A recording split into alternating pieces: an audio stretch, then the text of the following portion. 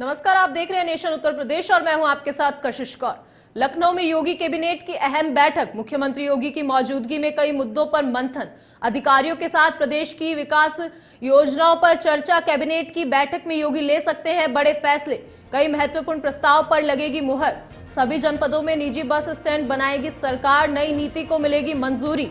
Global capability centre नीति 2025 को लागू करेगी सरकार। बहुराष्ट्रीय कंपनियों को सब्सिडी और रियायत देगी सरकार। बिजली आपूर्ति पूरी करने के लिए 1500 मेगावाट बिजली खरीदेगी सरकार। और कैबिनेट बैठक में लाया जाएगा प्रस्ताव, सरकारी सेवक नियामवती नीति में द्वितीय संशोधन का प्रस्ताव होगा पास। वेतन समिति 2016 की सिफारिश पर मुख्य सचिव समिति की संस्तुतियां हो सकती है मंजूर।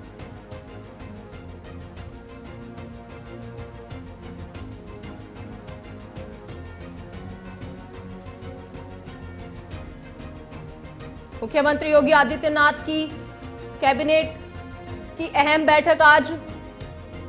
इस बैठक में लिए जा सकते हैं कई अहम फैसले। लोक भवन में होगी कैबिनेट बैठक। मुख्यमंत्री योगी आदित्यनाथ की मौजूदगी में होगी बैठक। इस वक्त की बड़ी खबर आपको बता दें, कई महत्वपूर्ण प्रस्तावों पर लग सकती है मुहर। मुख्यमंत्री योगी आदित्यनाथ की मौजूदगी में होगा मंथन और अधिकारियों के साथ यूपी की विकास परियोजनाओं पर होगी चर्चा। कई महत्वपूर्ण प्रस्तावों पर चर्चा और मंथन।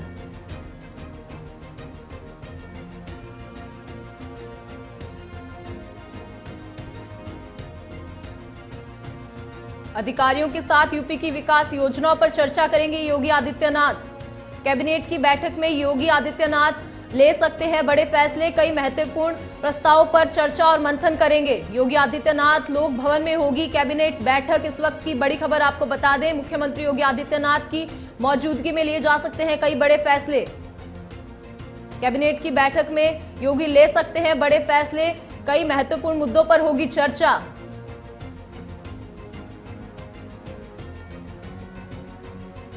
अधिकारियों के साथ प्रदेश की विकास योजनाओं पर चर्चा करेंगे योगी आदित्यनाथ। कैबिनेट की बैठक में ले सकते हैं योगी बड़े फैसले, कई महत्वपूर्ण मुद्दों पर भी होगी चर्चा।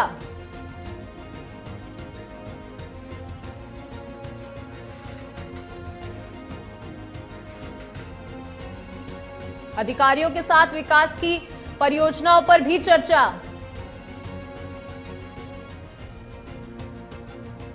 सभी जनपदों में निजी बस स्टैंड बनाएगी सरकार।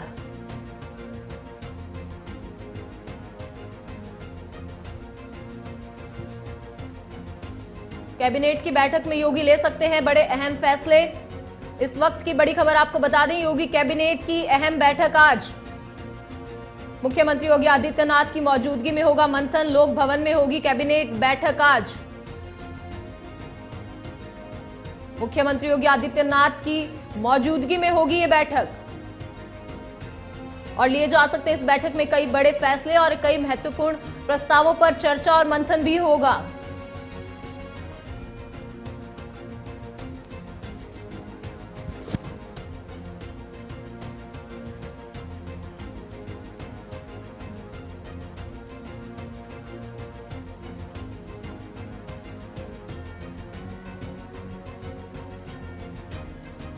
इस खबर पर अधिक जानकारी के लिए हमारे साथ स्पेशल कॉरेस्पॉन्डेंट बीपी यादव जुड़ चुके हैं। तो बीपी यादव, योगी आदित्यनाथ की कैबिनेट की अहम बैठक होनी है आज, तो इसमें क्या कुछ अहम फैसले रहने वाले हैं? बैठक की गई है कैबिनेट की, जहां पर न सिर्फ भविष्य की दिशा तय की गई है बल्कि कई ऐसी योजनाएं थी जिन पर मुहर लगने का इंतजार हो रहा था, उन पर भी आज मुहर लगी है। और देखा जाए तो मंच पर तमाम आला अधिकारी मंत्रियों भी बैठे हुए थे और जिनमें अगर देखा जाए तो मुख्य रूप से 5 योजनाएं हैं जिन पर विचार हुआ है, मुहर लगी हुई है। एक एक योजनाओं को मैं आपको बता देना चाहूंगा। पहली तो योजना थी सभी जिलों में एक निजी बस स्टैंड बनाने की। हर एक जिला में निजी बस स्टैंड बनेंगे। उत्तर प्रदेश की सरकार अब हर जिले में चाहती चाहती है निवेश करना, और इसके तहत वो चाहती है कि बस स्टैंड बने निजी क्षेत्र में, जिससे कि अर्थव्यवस्थाओं को गति मिले और युवाओं को रोजगार देने के लिए नीति ये मील का पत्थर साबित हो सकती है। इसी पर आज कैबिनेट की मंजूरी मिली है और अब सड़क पे लोगों का सफर आसान हो जाएगा। तो वही दूसरी योजना की बात किया जाए जिस पर मुहर लगी है, तो ग्लोबल कैपेसिटी सेंटर नीति 2025 लागू की जाएगी और उत्तर प्रदेश में वैश्विक नीतियों को सीधा न्योता दिया जा रहा है। ग्लोबल कैपेबिलिटी नीति सेंटर 2025 के तहत विदेशी और बहुराष्ट्रीय कंपनियों को सब्सिडी और रियायतें दी जाएंगी ताकि उत्तर प्रदेश को वैश्विक निवेश के क्षेत्र में अग्रणी बनाया जा सके। जी कशिश जी, वही तीसरी एक अहम योजना जो है आज की, वो बिजली की कमी दूर करने के लिए 1500 मेगावाट बिजली खरीदी जाएगी। इस पर भी मुहर लगाई गई है, क्योंकि उत्तर प्रदेश में जब भी गर्मियां आती हैं तो लोग बिजली के संकट से जूझते हुए महसूस होते हैं। राहत इसको देने के लिए 1500 अतिरिक्त मेगावाट बिजली खरीदने का प्रस्ताव भी आज मंजूर हुआ है, जिससे उद्योग को, किसानों को और आम लोगों को लाभ मिलने वाला है।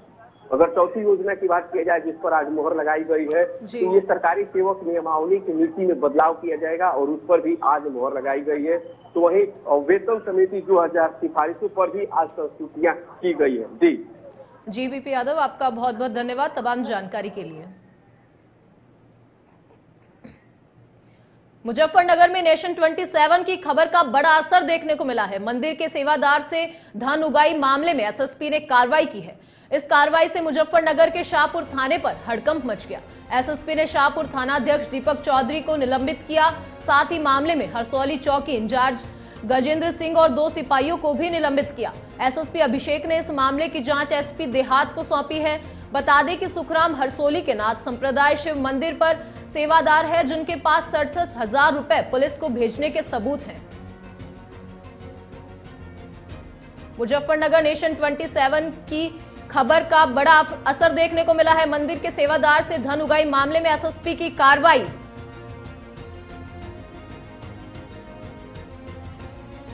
जनपद मुजफ्फरनगर के थाना शाहपुर के ग्राम हरसौली में एक मंदिर में निवासरत सुखराम भगत से पुलिस द्वारा अवैध उत्कोच प्राप्त करने की गोपनीय सूचना मुझे प्राप्त हुई थी, जिस पर तत्काल मेरे द्वारा सीओ बढ़ाना को मौके पर जाके गोपनीय जांच करने को बोला गया था। प्रथम दृष्टिया उसमें चौकी हरसौली के सब इंस्पेक्टर और 2 सिपाहियों का दोष पाया गया, जिसमें दोनों सिपाहियों को निलंबित करके चौकी प्रभारी को तुरंत लाइन भेज दिया गया था। इसमें आज पूरक रिपोर्ट प्राप्त हुई है, जिसमें एसओ शाहपुर दीपक चौधरी की भी संलिप्तता आई है। इसके चलते एसओ शाहपुर एवं चौकी हरसौली के प्रभारी एसआई गजेंद्र। इस वक्त की बड़ी खबर आपको बता दें, अयोध्या में राम जन्मभूमि परिसर में निर्मित अस्थायी मंदिर खोलने की तैयारी। मंदिर को श्रद्धालुओं के लिए फिर से खोलने की तैयारी। मंदिर को नए सिरे से भव्यता प्रदान की जाएगी। राम मंदिर की तरह इस मंदिर में भी कर सकेंगे पूजा अर्चना। टेंट में 28 साल विराजमान रहे हनुमान जी का विग्रह पूजित प्रतिष्ठित। रोजाना पूजा अर्चना के लिए की गई पुजारियों की नियुक्ति। अयोध्या में राम जन्मभूमि परिसर में निर्मित अस्थायी मंदिर खोलने की तैयारी। मंदिर को श्रद्धालुओं के लिए फिर से खोलने की तैयारी की जा रही है। इस वक्त की बड़ी खबर आपको बता दें, मंदिर को नए सिरे से दी जाएगी भव्यता। राम मंदिर की तरह ही इस मंदिर में भी कर सकेंगे अब पूजा अर्चना।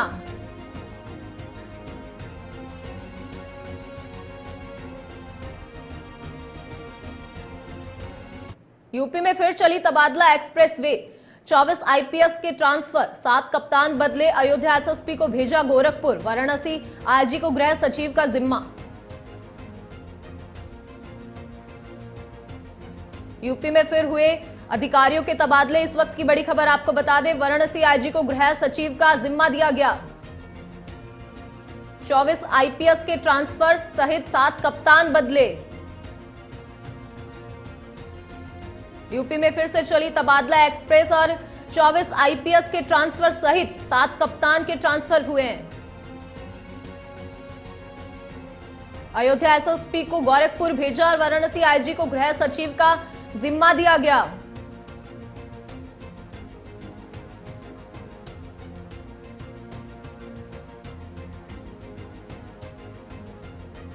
बिजनौर से खबर बता दें, दरगाह-ए-आलिया नजफ-ए-हिंद जोगीपुरा पहुंचे एसडीएम। नजीबाबाद दरगाह परिसर का निरीक्षण किया एसडीएम विजय शंकर ने। प्रशासन के आला अधिकारी भी मौजूद रहे और 22 से 25 मई को होने वाली मजलिसों की तैयारियों को लेकर जायजा किया। बिजली, पानी, सफाई, पार्किंग को लेकर एसडीएम ने निर्देश दिए। दरगाह के प्रशासक ने एसडीएम को दी मजलिस तैयारियों की जानकारी। दरगाह प्रशासक गुलरेज हैदर रिजवी ने जायरीनों के लिए तैयारी की पूरी, पुलिस का पुख्ता इंतजाम, सीसीटीवी कैमरे से होगी निगरानी। अब दरगाह परिसर का निरीक्षण किया एसडीएम ने।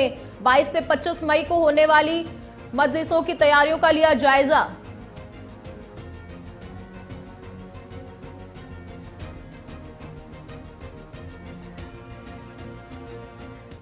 आज समस्त विभागों को लेकर मेरे द्वारा जोगनपुरी के दरगाह का निरीक्षण किया गया है और निरीक्षण के दौरान पार्किंग और अन्य व्यवस्थाओं को देखा गया।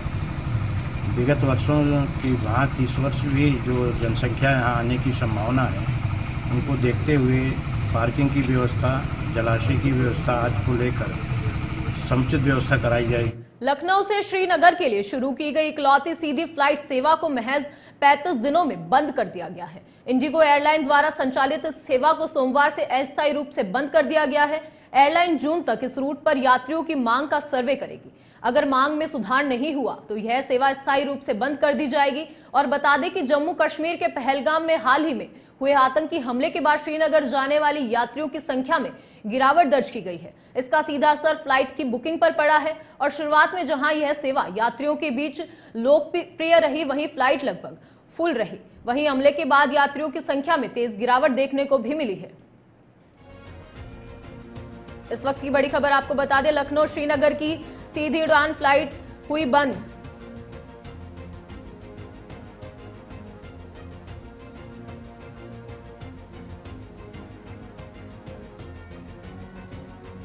एटा में संदिग्ध परिस्थितियों में मिला विवाहिता का शव। विवाहिता का फांसी के फंदे से लटकता मिला शव। सूचना पर पहुंची सीईओ कृतिका सिंह और पुलिस जांच में जुटी है। एटा सतीक थाना क्षेत्र के ग्राम बहलोरपुर का यह मामला है।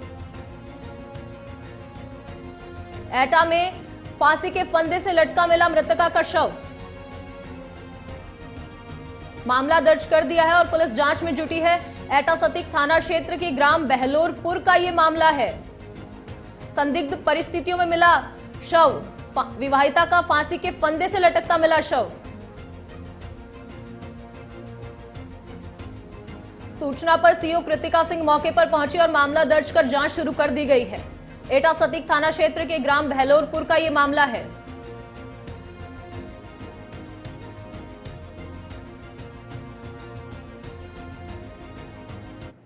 बीते दिनों उत्तर प्रदेश के कई जिलों में आंधी, बारिश और ओलावृष्टि के कारण फसल नुकसान से लेकर जनहानि और पशु हानि के मामले सामने आए हैं। ऐसे में प्रदेश के सीएम योगी आदित्यनाथ ने प्रभावित जिलों के अधिकारियों को राहत कार्य संचालित करने के निर्देश दिए हैं। सीएम ने अधिकारियों को क्षेत्र का भ्रमण और सर्वे करने के साथ राहत कार्य पर नजर रखने के भी निर्देश दिए हैं।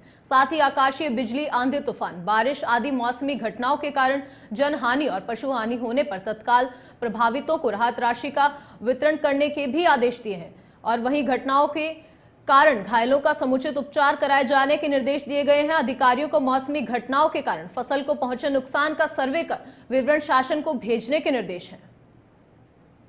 सीएम योगी ने अधिकारियों को दिए निर्देश।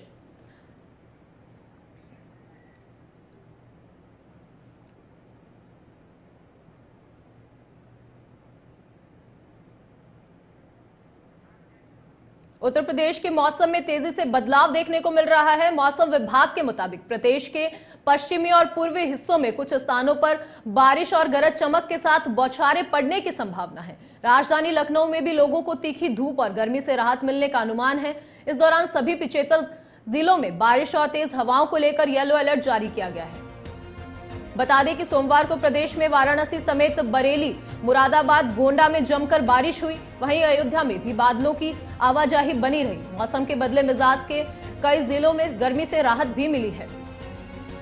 लोगों को तीखी धूप और गर्मी से राहत मिली है। मौसम के बदले मिजाज के चलते 10 से 11 मई तक बारिश का अलर्ट जारी हुआ। येलो अलर्ट, यूपी में बदला मौसम का मिजाज। पश्चिमी और पूर्वी हिस्सों में कुछ स्थानों पर बारिश भी हुई है।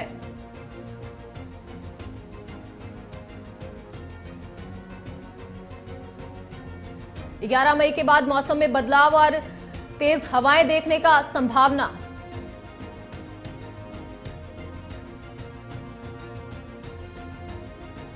तेज हवाओं को लेकर येलो अलर्ट जारी किया गया है। 11 मई के बाद मौसम में बदलाव और तापमान बढ़ने की आशंका। 5 दिनों में न्यूनतम तापमान में 2 से 4 डिग्री की गिरावट। बादल गरजने और बिजली चमकने के साथ आंधी भी हुई। लोगों को तीखी धूप और गर्मी से राहत मिली है।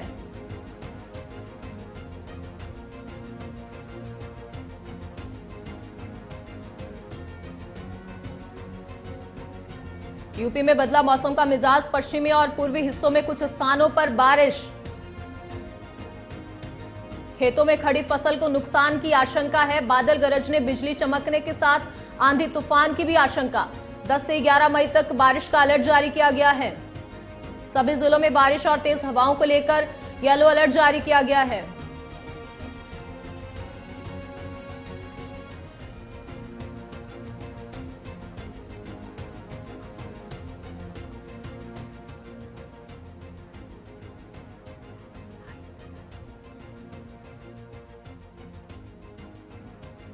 इस खबर पर अधिक जानकारी के लिए हमारे साथ डीपी यादव फोन लाइन पर जुड़ चुके हैं। तो डीपी यादव, ये जो यूपी में मौसम का मिजाज लगातार बदलता दिख रहा है और अगर मौसम विभाग की माने तो बारिश का भी अलर्ट जारी किया गया और बिजली भी गरजने का अलर्ट है, तो क्या कुछ जानकारी? जी, उत्तर प्रदेश में देखिए मौसम ने अब करवट ले ली है। जहां एक और लोगों को तीखी धूप और चुभती हुई गर्मी की से राहत मिल रही है, वहीं दूसरी ओर मौसम विभाग ने येलो अलर्ट भी जारी कर दिया है। हालांकि अभी बहुत गर्मियां तेज थी और उसे राहत मिली है। पश्चिमी उत्तर प्रदेश और उत्तर प्रदेश के कई जिलों में गरज चमक के साथ बारिश की संभावना जताई गई है। राजधानी लखनऊ से भी तापमान में गिरावट आने के आसार हैं और धूप से थोड़ी राहत मिल सकती है। जी, तो वहीं मौसम विभाग ने चेतावनी भी जारी किया है और बताया है कि उत्तर प्रदेश के सभी 75 जिलों में तेज हवाओं और हल्की मध्यम बारिश के लेकर के येलो अलर्ट जारी किया गया है और बारिश होने की संभावना जताई गई है। वहीं अगर देखा जाए तो सोमवार को मौसम का रुख एकदम बदल सा गया और सोमवार से मौसम ने अंगड़ाई ले ली। दूसरे जैसे मौसम हो गया वाराणसी, बरेली, मुरादाबाद, गोंडा जैसे कई जिले हैं जहां पर जोरदार बारिश हुई। वहीं अयोध्या में भी बारिश हुई, प्रयागराज में भी हल्की बारिश हुई। तेज हवाओं और बूंदाबांदी से लोगों का जनजीवन थोड़ा सा सुधर गया है, मौसम सुहाना हुआ है और किसानों और राहगीरों को भी फायदा हुआ है। जी कशिश जी। बीपी यादव, आपका बहुत बहुत धन्यवाद तमाम जानकारी के लिए। तो चलिए फिलहाल के लिए इस बुलेटिन में इतना ही। बने रहिए नेशन 27 के साथ। वंदे भारत।